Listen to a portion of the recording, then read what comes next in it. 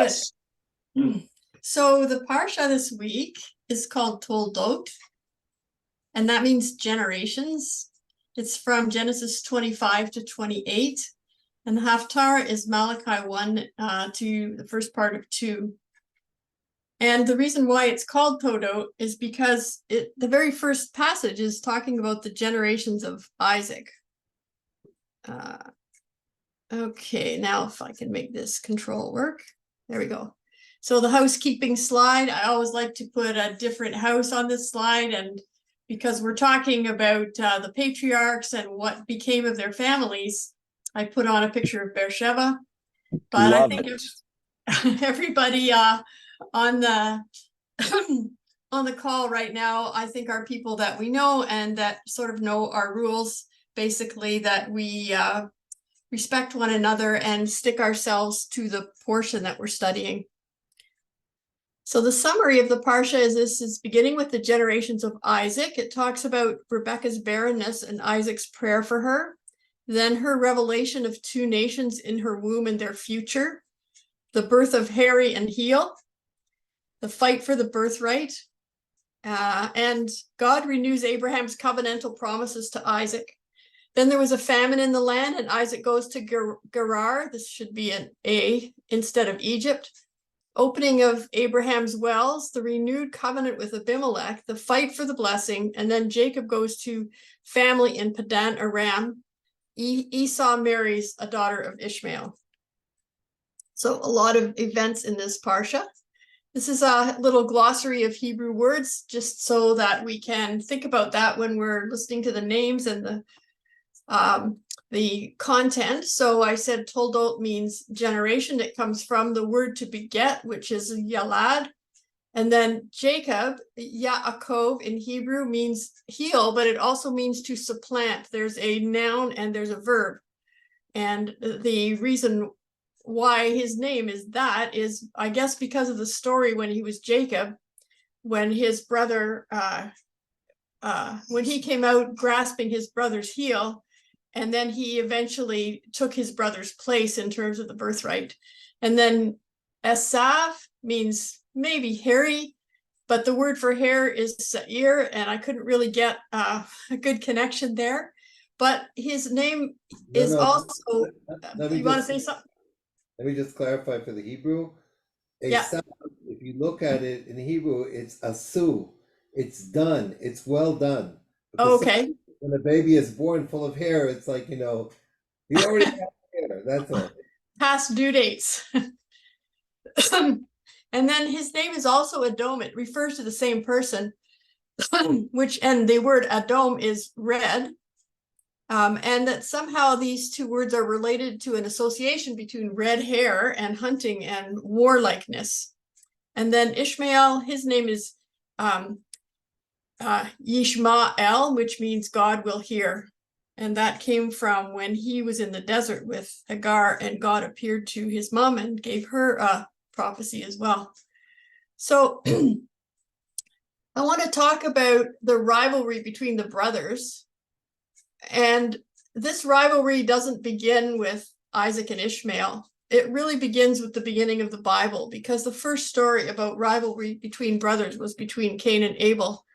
And we know that that ended with Cain killing Abel.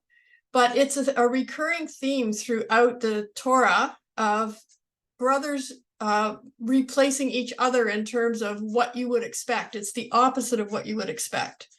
And that this pattern isn't something that they initiate themselves necessarily. If you look at the reference to Jacob and Esau, Rachel got a vision of what was going to happen to the twins in her womb before they were even born.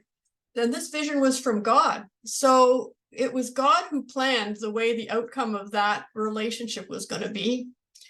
In the case of Isaac and Ishmael, Ishmael was, of course, the son of Hagar, and God chose him to be a person with who would have a progeny of 12 tribes, but he insisted that his covenant was going to be with Isaac, that that Isaac was going to be the one who would carry on the Abrahamic covenant. So if you go to the fifth column, you can see here that there's kind of a prophetic echo of a reconciliation between these brothers. It would seem that Isaac and Ishmael reconciled with each other when they went to bury their father in the cave of Machpelah. But the generations after them, when you read the stories about Ishmael, aren't consistently like that. Not everybody in the tribes of Ishmael are remarked upon as doing things that were against Israel, but there are a number of passages which show that their reconciliation wasn't complete and it wasn't permanent. And the same thing happens with Jacob and Esau. When Jacob came back from Laban, he and Esau met, and they ran and embraced each other and wept and kissed and made friends again. But in the generations following them, the transition to Edom, there's quite a few passages, particularly in the first, Obadiah is only one chapter, and the whole thing is about the things that Edom did against Israel. And then there's the story of Esther. So just as two examples of the things that the generations of Esau did, the story of Esther, where Haman, the Agagite, he was a descendant of the king of the Amalekites. So we're going to get to that in just a minute. Now, where can I put you guys?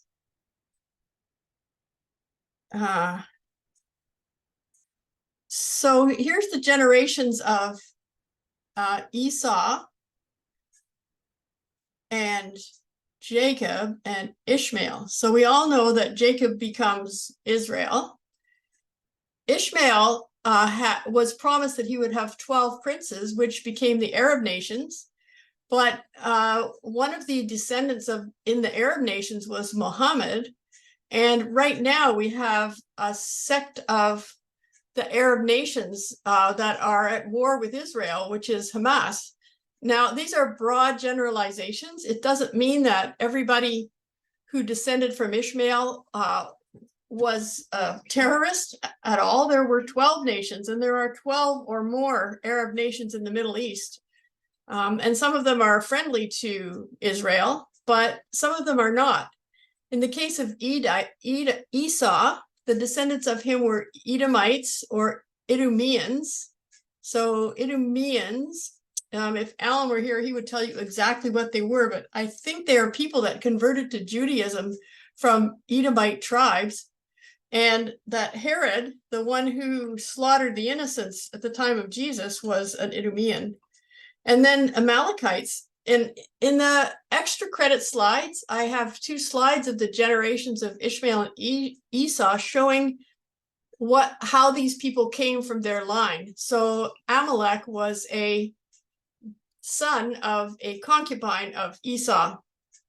And one of the interesting things about Esau's descendants is that because of this competition for legacy, his grandson had become an Italian warlord. And the connection between Rome and Edom, and then Christianity, the Holy Roman Empire, and then Western civilization in Jewish literature is considered to be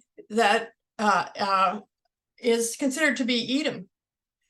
So you have on the one side the Arab nations, and the other side the Christian nations that are descendants from Ishmael and Esau. And one of the ways that there was competition for legacy is the whole idea of replacement theology.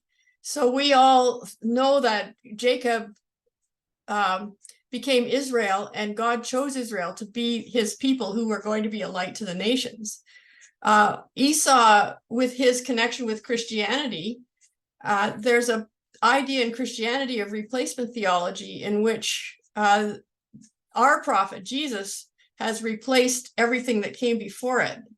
That in some cases, the churches really don't read the Old Testament very much, if at all, because they believe that all of that has been replaced with the advent of Jesus. So I'm sure a lot of you are familiar with that replacement theology.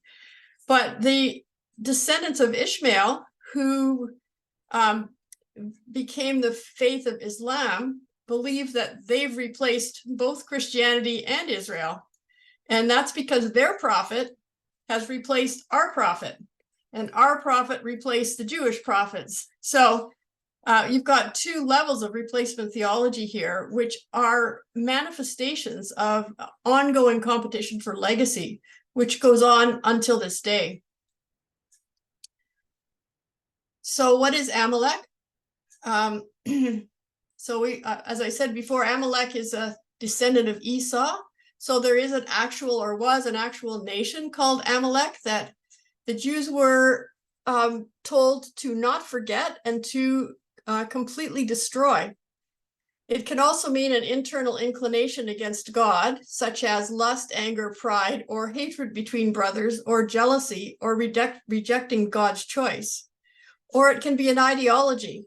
So when you think about the protests right now in, let's say, the United States, part of what's behind those is this idea that Israel is a white privileged group that occupies, oppresses, and victimizes Palestinians and needs to be completely destroyed and is justified in being destroyed, just as they want to destroy the white privilege that victimized the blacks or the First Nations people. It's the Israel becomes the enemy and the victim becomes the one that you applaud. So there's two examples here of Israel conflicting with Amalek. One was the story at Rephidim, where Moses had to lift up his hands in order to win the battle. And the other one, and there are many examples, but I just picked two, in Obadiah 1 and Psalm 137, it says, "Remember, O Lord, against the sons of Edom, the day of Jerusalem, who said, raise it to its very foundation."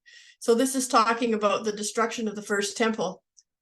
So it's anything that tries to prevent Israel from living out its God-given destiny in the land to be a light to the nations. And what I'm trying to illustrate here is that there is three aspects to the nation of Israel that need to come together in order for redemption to happen. And that is the nation, the land, and the Torah. And down throughout history, the forces against Israel, or let's say Amalek, has tried to separate those things and break the cord by taking one of those things away. In 1943, so 3 examples out of thousands. In 1943, it was the nation, the people, that were supposed to be exterminated.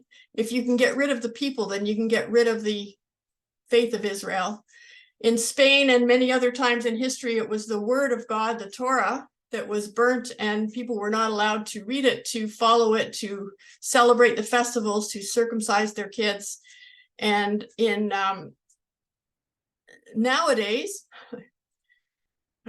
in this year in Israel, it's the land. As soon as Israel became a nation in 1948, people began attacking their right to be on the land. So when this 3-stranded cord comes together, the nation, land, and Torah, the world will be redeemed. And I think that this means that there's a force in the world against God's redemption that knows that it has to destroy Israel to get rid of it.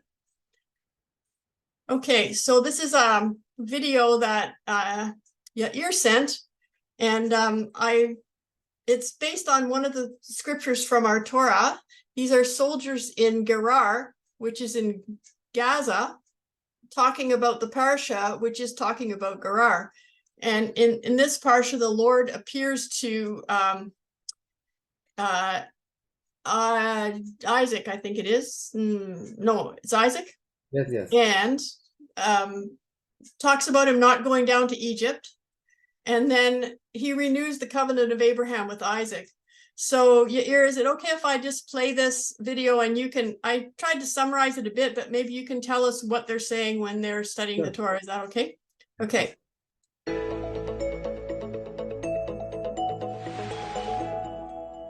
אביעד.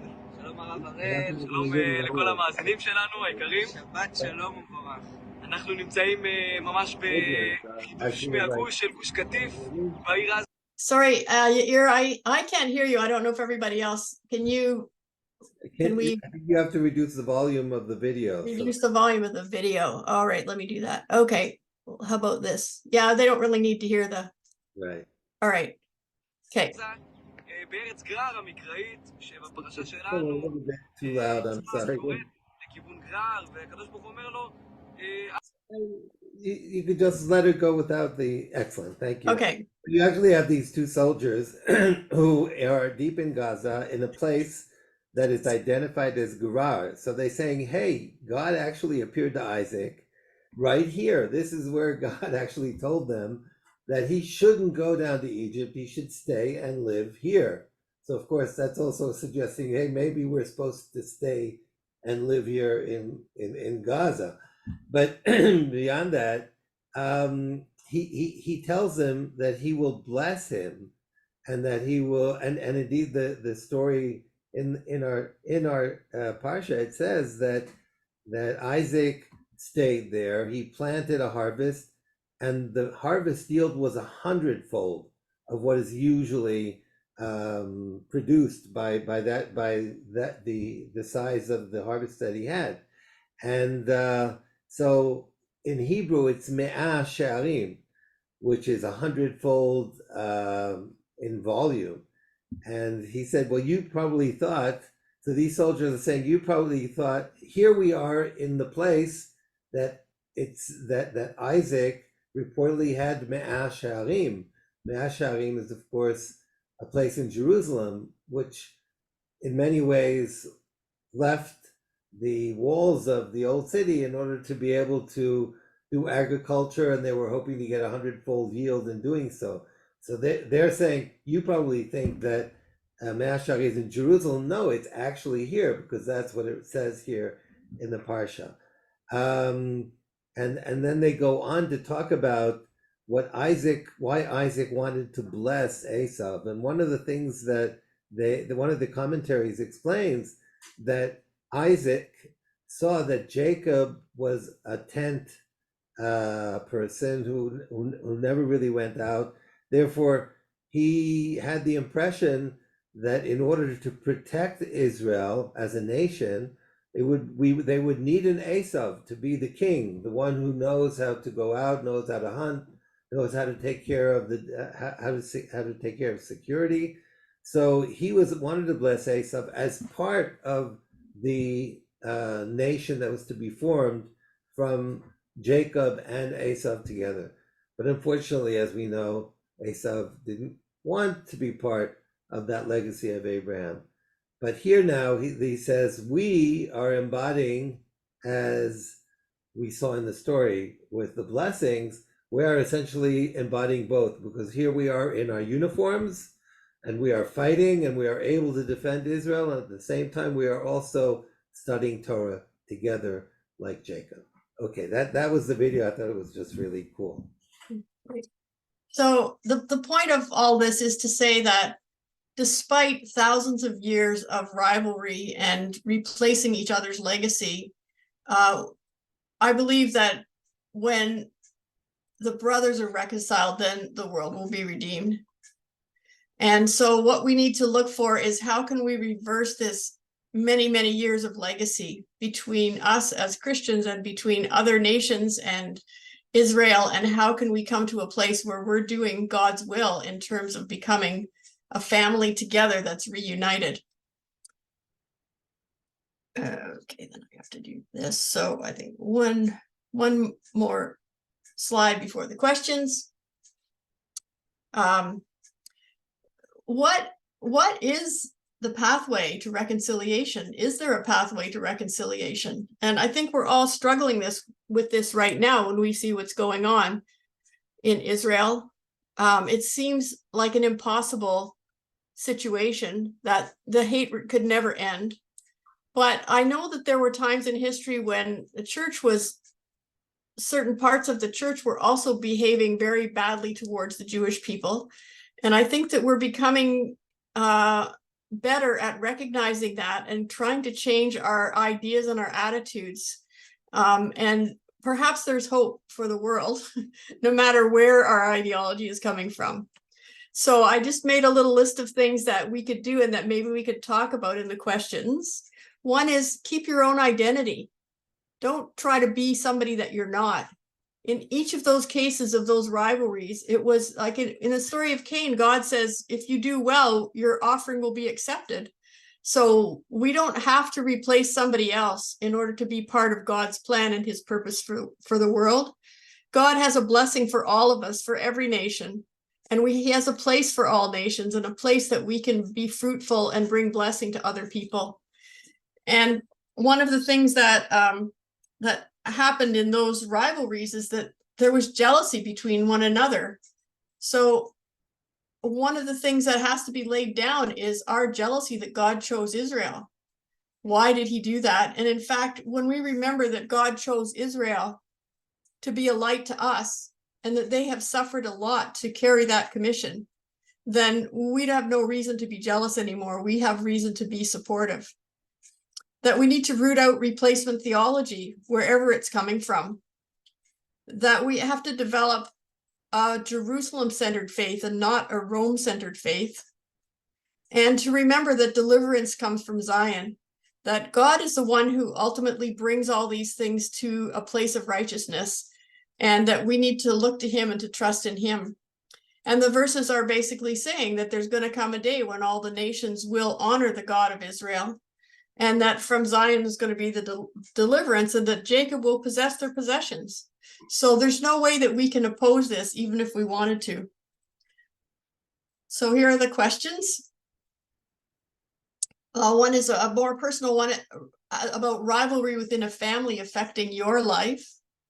And then the curious thing about how does God bring about his purposes within the context of both truth, which was Rachel's prenatal vision, and deception, Rachel and Jacob's treachery. And does he still do this today? And third is, how can we live out the pathways to reconciliation today? And so I just wanted to quickly point out some extra credit slides, the genealogies, and a huge contribution by Alan Hoffman, which has very extensive information about the connection between Christianity and Edom. Okay. I think I can. All right, here we go, everybody. All right, see you guys later. Here we go. All right, let's hear from room number 1. Yeah, we were room number 3, so I know that we're not room number 1. If you want, I'll start and I'll make it short because we already are past the closing time before we've done the summary. But I just mentioned a couple things. One is Paul, when we were talking about rivalry within families and reconciliation possibilities, he told us this amazing story about how he comes from a family of 74 children from one father and multiple wives who each had their own property and their own piece of the father's wealth.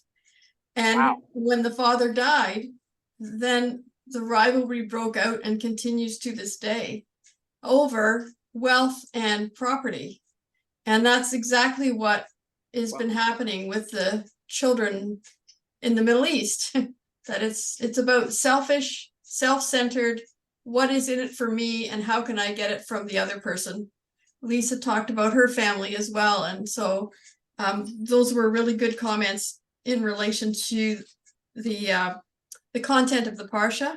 And then Yoav had a really good word about how does God use wrong things to make things right.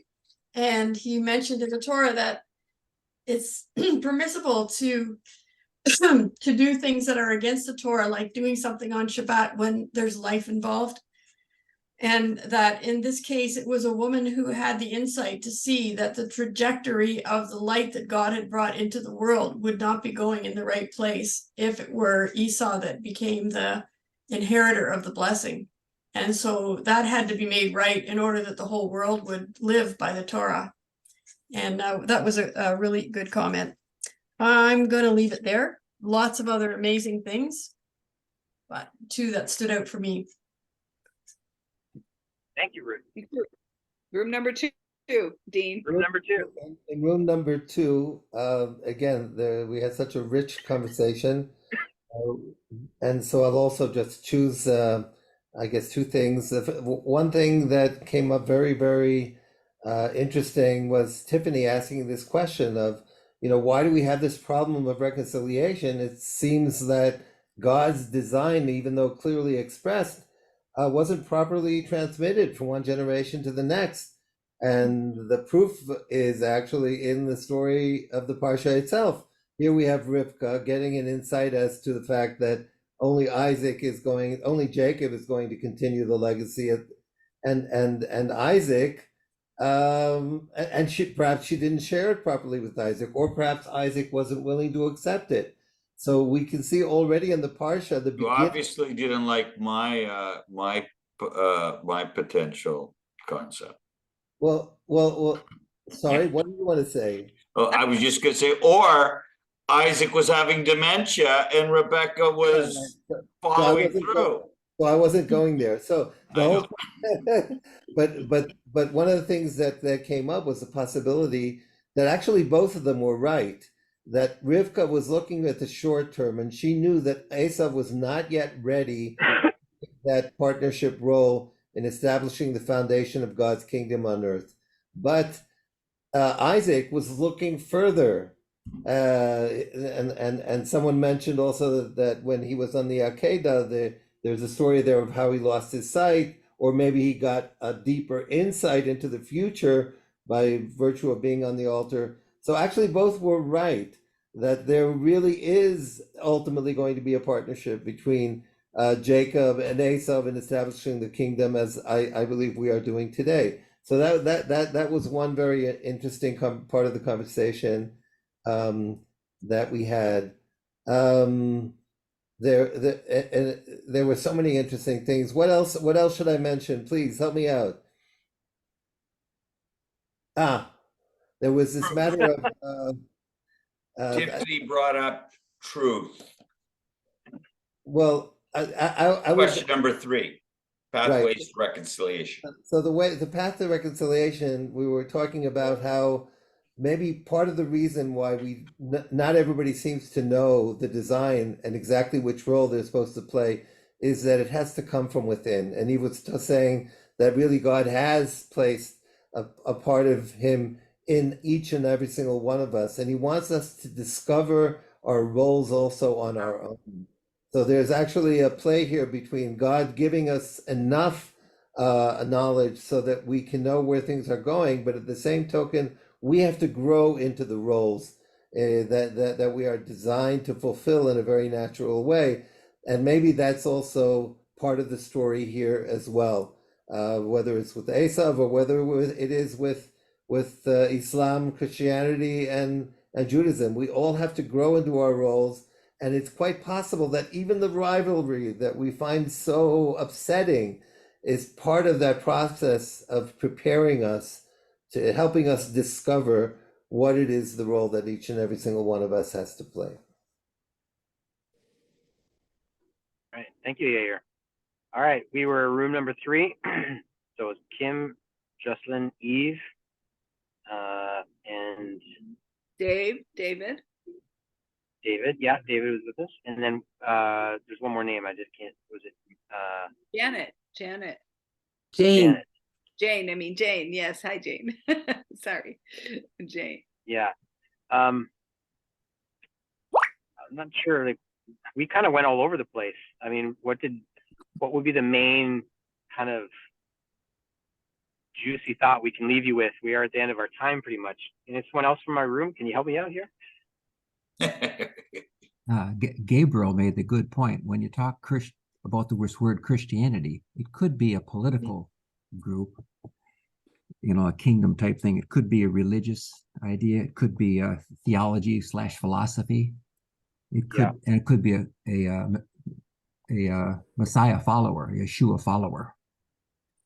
Yeah. So same with Jew. Jew has many That's definitions. really good. From this landmass called Judea, the genetic people group, the people who live in Israel, people who wear kippas, whatever. Yeah. So anyway, when you talk to people, it's important to define your terms. Yeah. But my most interesting thing was, of course, Edom and Rome are spelled similarly. Dalet, Mem versus Resh, Mem, close enough that you say that's very interesting. There's a link there. One person, Rebecca, I guess, had a crazy idea, and I love crazy ideas that I've never thought of before, that maybe the reason that Europe is attracted to Islam, to the Arabs, to supporting the Arabs, is because of this long-term spiritual and linguistic link. I always figured it's just because Europe doesn't have any transcendent values or vision. And when Islam comes in with a end time perspective and with these overarching principles, it's attractive to them because it's at least it's real. It's better than the vanilla nothingness that the Europeans have. Anyway, that was food for thought for me. Yeah, David, I think you really brought up something really profound right there, because it's over the last several years, having studied the New Testament very extensively, like seeing that there are certain verses that have been used by certain elements of Christianity to excuse replacement theology, that have been used over and over again by the Arab Muslims here in Israel in their war against the Jewish people. Like, for example, like they've been saying over and over again that it's like the Jews are trying to Judaize the Temple Mount. And it's like, but this is our holy place. And it's, it's the negative terminology of the Judaizers used in, if I remember correctly, the writings of Paul, or being taken maybe out of context or whatever, but there are certain church fathers that use that in a way to shed negative light on the Jewish people. And then those terms, like you were saying, David, being taken over by Islam. And maybe that's why Christian Europe, or Europe with that unfortunate history of replacement theology, has sided much more with those particular Muslims that are against Israel. It's because of that connection of that replacement theology. But at the same time, like we talked about in our group, it's an incredibly powerful thing that at the same time we have so many Christians around the world. We were just talking about in our group the gentlemen that do the Israel Guys podcasts and videos here in Israel that are so supportive of Israel, and they don't have any agenda. They don't have any replacement theology. It's just like they're here to do the right thing of supporting Israel. And like my wife just wrote an article about the cowboys that came over from America with the Israel Guys, part of their program to help the Jewish farmers in Judea and Samaria. And it's like one of the guys that I saw them on the video. It's funny in this thick Southern accent. He's just like, well, we heard that Israel was in trouble, so we just had to come help, And it was like, it was such a beautiful thing that we're living in this day and age where this replacement theology is crashing down, has been crashing down for decades. And we have groups like this, and not just with Christianity, but also with Islam, that we, even with, like just recently, I can't remember if it was Bahrain or one of these other Muslim countries that like came out in support, like open support, of Israel, and that's a huge deal for a Arab Muslim like representative of an Arab Muslim country to come out publicly and say something like that. And more you're seeing more imams and these other like movers and shakers in the Arab Muslim world in the Middle East coming out and speaking up for Israel. It's like, we should be working on a relationship here and not fighting them.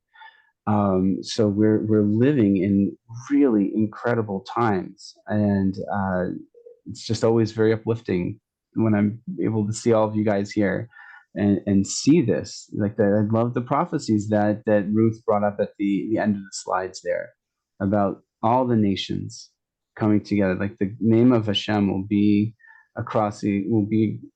around the entire world, and all nations will be connecting with God and with Israel. And please God, may we soon see the rebuilding of the Beit HaMikdash, the temple in Jerusalem, and have representatives of every single nation coming to Jerusalem during Sukkot and have that beautiful, glorious time. And really hope it'll be soon. Amen.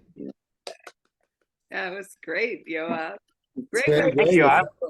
No. We wanted to end on a positive note today, so it was a very important piece to bring this together. I want to say Sorry, Shavua Tov to Gabrielle. everybody.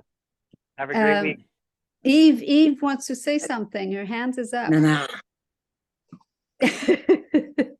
That was me a few that. hours ago. You All know, right, please somebody there, I'll make it, somebody in the other group that I was snatched out of, but not my fault. It was Jane talked about identity. And I don't know whether any of you read the book by the late Anwar Sadat. When he was approaching Israel, he wrote a book entitled In Search of Identity. And Jane was bringing the issue across about that it's Israel that knows their identity based on Torah. But other nations are struggling to find out exactly what is their identity. And then I wanted to conclude by saying, you know, that thread that had the land, the people, and the Torah. Do we notice that after Israel is birthed in a day as a nation in 1948, a certain veil that was over the eyes of Christians and Christendom, which I think was a parallel kingdom to the kingdom of God, suddenly begins to recognize, because the people are there, that so a veil begins to fall out from their face, our face, and we realize that there's the Hebrew roots of our faith. Where had we left it? We're going back to it, and as Yoav so beautifully said it, it's happening in this time after Israel becomes a nation, and after that threefold cord begins to formulate and hold together. Thank you. That's what I wanted to say.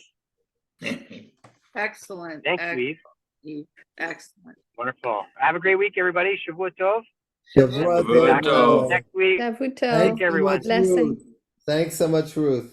Shavuot Tov. Yes.